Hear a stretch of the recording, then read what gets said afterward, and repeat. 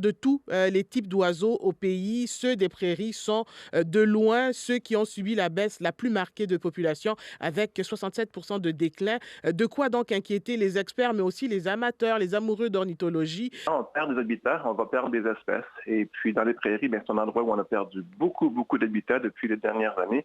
Malgré les efforts qui sont faits pour essayer de renverser la tendance, c'est quand même une perte d'habitat qui se poursuit. Ouais. Alors, on parle de préservation de l'habitat, on parle aussi de gestes qu'on peut poser comme individu en gardant nos chats à l'intérieur. Est-ce qu'il y a d'autres prédateurs que les chats qui contribuent aussi justement à cette baisse de la population d'oiseaux?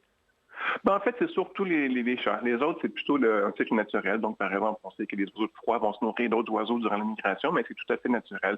Ce qui va vraiment causer cette perte d'oiseaux, ce sont les chats, en fait, qui sont les plus gros tueurs des oiseaux durant la migration. Mais des choses qu'on peut faire chez soi, par exemple, mettre des mangeoires, par exemple, on peut également planter des plantes indigènes pour attirer des insectes dont ces oiseaux vont se nourrir. En fait, toutes les choses qu'on parle souvent, donc recycler, utiliser moins de carbone dioxyde, toutes sortes de choses qu'on peut faire pour justement aider l'environnement, va aider les oiseaux pour le futur.